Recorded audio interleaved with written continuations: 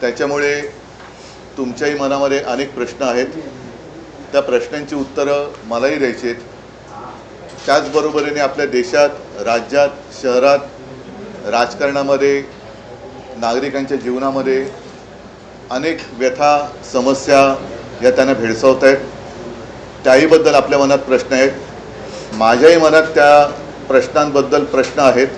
पण आज मी आपल्याला एक विनंती करू इच्छितो की आज मी फक्त एकच विषय घेणार आहे। बाकीच्या विषयांबद्दल आपल्याला जर का अगदी पाहिजेच असतील उत्तरं तर आपण सोमवारी किंवा मंगळवारी जरूर भेटूया। पण हा संपूर्ण देशामध्ये जो काही एक गोंधळ, सर्वसामान्यांबद्दल अनास्था उडवलेली आहे, कोणी कोणाचं उत्तरदायित्वच नाही आहे असं जणू काय चाललेलं आहे। आणि याचं जे मूळ आहे त्या मुळावरती आता आघात करण्याची वेळ आलेली आहे। कारण संपूर्ण देश हा आज भारतीय जनता पक्षाच्या अंमलाखाली आहे आणि भारतीय जनता पक्षाच्या सत्तेचं मूळ जे आहे, ज्याच्यामध्ये आम्ही सुद्धा सहभागी होतो, ते म्हणजे राम मंदिर। राम मंदिरासाठी जे आंदोलन झालं होतं त्या आंदोलनामध्ये अनेक शिवसैनिक सुद्धा सहभागी होते, देशातील तमाम हिंदू हा सहभागी होता। तो काळ आजही आपल्यापैकी अनेकांना आठवत असेल। आपल्या माध्यमातून ती सारी दृश्य जनतेच्या मनामध्ये खोलवर रुजलेली आहेत। कारसेवकांवरती झालेले अत्याचार, मग झालेलं गोध्राचं हत्याकांड, अहमदाबादमधली दंगल, अगदी मुंबईमध्ये सुद्धा जे काही घडलं होतं, बॉम्बस्फोट असतील, आणखीन काही गोष्टी असतील, त्याच्यामध्ये हिंदूंनी बरंच काही सोसलं होतं। आणि त्या सगळ्याचं मी असं म्हणेन भांडवल करून भारतीय जनता पक्ष, जो हे आंदोलन सुरू होण्याच्या आधी संपूर्ण देशामध्ये त्याचे फक्त 2च खासदार होते आणि गांधीवादी समाजवाद हा त्यांनी अंगीकारलेला एक कार्यक्रम होता, तो कार्यक्रम सोडून ते हिंदुत्वाकडे वळले, राम मंदिराच्या मुद्द्याला हात घातला आणि आज देशामध्ये अगदी अमर्याद सत्ता भोगतायत। अशा या भारतीय जनता पक्षाच्या काळामध्ये राम मंदिर हा मुद्दा वेगळ्या एका गोष्टीमुळे चर्चेला जातोय, हे दुर्दैव आहे। म्हणजे असं जर का मी म्हटलं की आज जी काही दरोडेखोरी चाललेली आहे, राजकीय पक्ष फोडले जात आहेत, आमदार खासदार चोरले जात आहेत, खरेदी विक्रीचा होते, याला ऑपरेशन नाव दिलं जाते, ऑपरेशन हे, ऑपरेशन ते। मग आता हे ऑपरेशन राम मंदिर भाजपा करते का, हा एक महत्त्वाचा मुद्दा आहे। आणि म्हणून मला असं वाटतं की या सगळ्या बातम्या दाखवल्या जात असतील, नसतील, बातम्या छापून येत असतील, नसतील, पण चोरी तर होते। राम मंदिरावरती दरोडा तर टाकला जातोय, टाकला गेलाय, त्याच्याबद्दल पुरावे सुद्धा दिले गेलेत। काही जणांचं म्हणणं असं आहे की त्या चोरीचा पैसा हा इतर पक्ष फोडण्यासाठी वापरला जातोय, हे फार गंभीर आहे। आणि जसं एकदा अटल बिहारी वाजपेयी म्हणाले होते, जेव्हा मी सांगितलं ना 90चा काळ होता की अब हिंदू मार नहीं खाएगा, तसं आज मी म्हणतोय की अब हिंदू माफ नहीं करेगा। जे जे मंदिर लुटतायत, मग ते भाजपचे कोणी असतील किंवा आणखीन कोणी असतील, पण लेकिन अब हिंदू माफ नहीं करेगा उनको। जे जे मंदिर लुटतायत त्यांना हिंदू त्यांची जागा दाखवल्याशिवाय राहणार नाही। आणि त्याची सुरुवात आम्ही येत्या रविवारपासून करतो। येत्या रविवारी 5 तारखेला संध्याकाळी 4च्या सुमारास दादर इथे पुणे एकेकाळी जो एक कबूतरखाना होता, तिथे एक मारुतीचं मंदिर आहे, त्या मंदिराच्या समोर तमाम हिंदूंना, ज्यांना असं वाटतंय की भाजपच्या कालखंडामध्ये हिंदुत्व धोक्यात आले म्हणून ज्यांनी मोर्चे काढले होते, त्यांना सुद्धा मी आमंत्रित करतोय।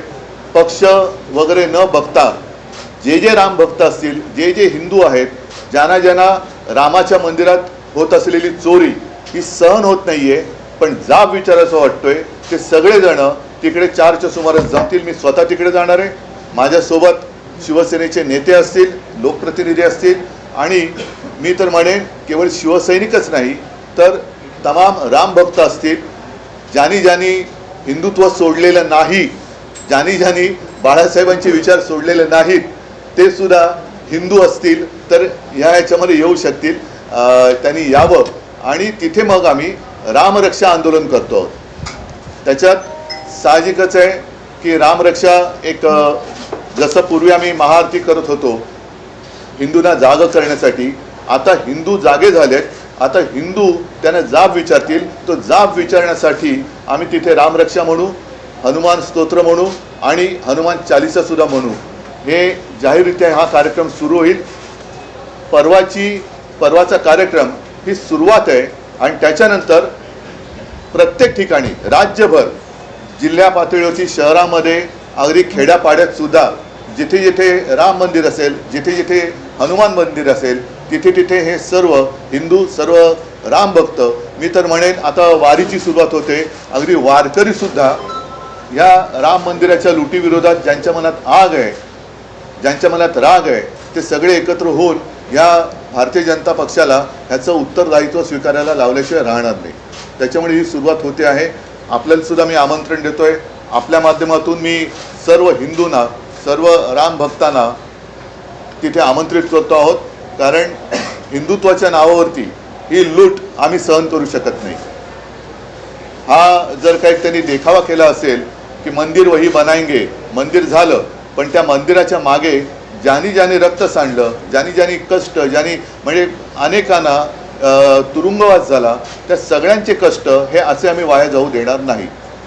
म्हणून परत एकदा सांगतो की आज आहे शुक्रवार, परवा रविवारी 5 तारखेला साधारण 4च्या सुमारास दादर येथे जे मारुतीचं मंदिर आहे, जिथे जुना कबूतरखाना होता, तिथे सगळेजण एकत्रित येतील आणि रामरक्षा आंदोलन आम्ही सुरू करतो.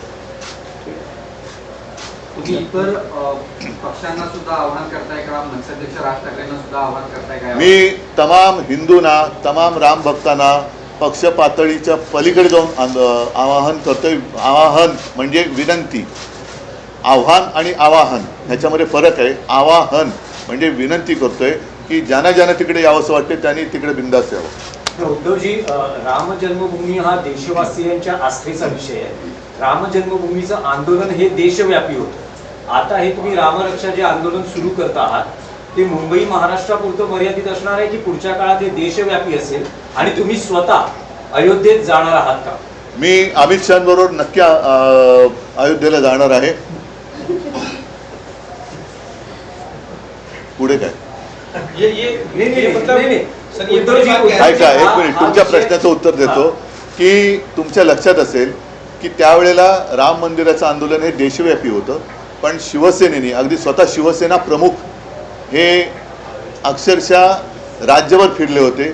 मग कधी महाआरती असेल, कधी ते शिलापूजन असेल, अनेक ठिकाणचे फोटो माझ्याकडे आहेत. संपूर्ण राज्य हे शिवसेना प्रमुखांनी उठवलं होतं, पेटवलं होतं आणि त्याचसोबत महाराष्ट्राकडनं स्फूर्ती घेऊन मग तिकडे अडवाणीजींनी रथयात्रा काढली होती. मला असं वाटतं की भाजपच्या लोकांना सुद्धा हे जे पटत नाही आहे त्यांनी सुद्धा पुढची रथयात्रा काढायला काही हरकत नाही, त्याच्यातही शिवसेना सहभागी व्हायला तयार आहे. आणि देशभर हे आंदोलन झालं पाहिजे.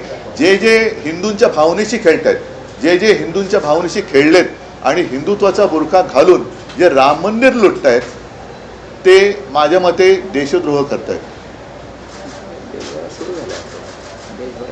देशभरात सुरू झाले, पण महाराष्ट्र त्याच्यामध्ये मागे राहणार नाही. महाराष्ट्र हा नेतृत्व करेल आणि असं हिंदूंच्या भावना या कोणी अशा स्वतःच्या खेळण्यासाठी वापरू नयेत, स्वतःच्या स्वार्थासाठी वापरू नयेत. एक बड़ी बात आपने कही है कि आप अमित शाह के साथ अयोध्या जाएंगे, इसे क्या सिर्फ ऐसे ही जो है नहीं, वो छोड़ो. एक मजाक की बात मैंने की, क्योंकि कल ही मैंने सुना कि अमित शाह भी खुद गए ने, ऐसे किसी ने कहा है. तो वो बात छोड़ो. मैं तो दो बार और हमारे साथी जो है संजय राउत जी, आदित्य वगैरह, हमारे सब साथी वहाँ 2-4 बार गए हुए हैं. मैं तो खुद चीफ मिनिस्टर बनने के पहले भी गया था और उसी वक्त मैंने नारा दिया था, पहले मंदिर फिर सरकार. तो हमारे लिए मंदिर का महत्व ये है, सरकार बाद में, मंदिर पहले. सर, अयोध्या के इस आंदोलन में शिवसेना काफी बढ़ चढ़ के शिवसेना ने हिस्सा लिया था. क्या ये जो आप लोग आंदोलन शुरू कर रहे हैं राम रक्षा, इस आंदोलन को क्या पूरे देशव्यापी स्तर पर लेकर जाएंगे और क्या इस प्लान क्या है, उसे थोड़ा हिंदी में बता दीजिए सर. जैसे मैंने मराठी में कहा कि भाजपा ने अपने, अब मैं ऐसे कहता हूँ कि स्वार्थ के लिए क्या राम मंदिर का मुद्दा लिया था. अब राम मंदिर के लिए जिन लोगों ने आंदोलन किया था, काफ़ी सारे लोग आज भी हैं जिन्होंने वो जेल गए थे, वो कार सेवकों के ऊपर कैसे अत्याचार किया गया था, आज भी सबके दिल में या मन में है। और अब उसका फायदा भाजपा उठा रही है। सत्ता तो आ गई, मंदिर तो बन गया, मंदिर भी कोर्ट के आदेश के अनुसार बन गया, तो अब जो भी मंदिर लूट रहे हैं उनको हिंदू माफ नहीं करेगा। और मैं तो कहता हूं कि मुंबई में रहने वाले, महाराष्ट्र में रहने वाले, पूरे देश में रहने वाले जो भी हिंदू है वो सारे इस आंदोलन में आए। उत्तर भारत तो ही है, लेकिन मुंबई में रहने वाले उत्तर भारतीय जो भी जय श्री राम कहते हैं वो भी हमारे साथ जुड़ जाए। जय शिवराय, जय श्री राम कहते हुए वो आए। 5 तारीख को मैं सबको आमंत्रित कर रहा हूँ, जो भी राम भक्त हैं और जितने सारे हिंदू जिनको ये सारी बातें पसंद नहीं है, गुस्सा है दिल में, वो हमारे साथ आए। और मैं इसलिए कह रहा हूँ कि उत्तर भारतीयों को भी मैं आमंत्रित कर रहा हूँ। दादर में आने वाले रविवार को 5 तारीख है, लगभग दोपहर के 4 बजे के आसपास मारुति का मंदिर है, जहाँ पहले कबूतर खाना हुआ करता था, वहीं पर एक हनुमान मंदिर है, वहाँ हम सब सारे इकट्ठा आएंगे। राम रक्षा, हनुमान स्तोत्र और हनुमान चालीसा हम वहाँ सबके साथ बोले। उद्धवजी, राम मंदिर उभारणीत सगळ्यात पहिली देणगी तुमच्या पक्षाला दिली, सगळ्यात पहिली वीट तुम्ही दिली, 1 कोटी रुपये. हो. तर मग तुम्हाला हे वाटत नाही का, समजा जर दानपेटीत अपहार होत असेल तर थेट अयोध्येत जाऊन अशा प्रकारांच्या बाबतीत जाब विचारला जावा? अयोध्येत तर मी जाणार आहे, मी काय जायला लाजत नाहीये, अयोध्येत जाणार, परंतु ज्या संपूर्ण देशाने ज्याच्यामध्ये महाराष्ट्राचा सहभाग मोठा होता, भाजपला दिल्लीत बसवलं, तो महाराष्ट्र आहे, तर महाराष्ट्रामध्ये सुद्धा हे आंदोलन व्हायला पाहिजे. महाराष्ट्र एकदा जागा झाला की संपूर्ण देश जागा होतो. त्याच्यामुळे पहिलं महाराष्ट्रातनं मी सुरुवात करेन आणि अयोध्येत पण जाईन ना मी. जसं तुम्हाला आठवत असेल की राम मंदिर निर्माण जेव्हा झालं 2-3 वर्षापूर्वी, तेव्हा आम्ही नाशिकच्या काळाराम मंदिरात गेलो होतो. आणि म्हणून आमचं जे हिंदुत्व आहे, जे मी नेहमी सांगतो की अयोध्येत तर राम जन्मभूमी आहे, अयोध्येत राम मंदिर आहे, पण आमचा राम हृदयात आहे. हृदयात राम, हाताला काम आणि शेतमालाला दाम, हे आमचं हिंदुत्व आहे. ठीक आहे, ठीक आहे, चला, थँक्यू. आणखी एक विषय होता तो सोमवारी गांभीर्याने सुरू आहे मुंबईतली जी परिस्थिती. नाही, त्याच्याबद्दल मी ऐका नाही, आत्ता नको, कारण ह्या सगळ्याचं जे मूळ आहे ते भाजपच्या कारभारात आहे.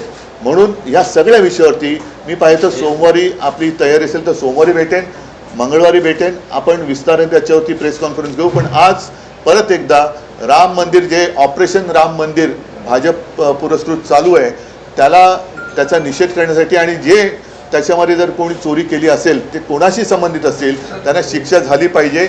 आणि म्हणून येत्या रविवारपासून आम्ही हे राज्यव्यापी आंदोलन सुरू करतोय, ज्याची सुरुवात मुंबईत होईल. राज्यामध्ये खेड्यापाड्यात, गावागावात कधी कुठे कसं करायचं, तो सुद्धा कार्यक्रम आम्ही लवकर जायचं.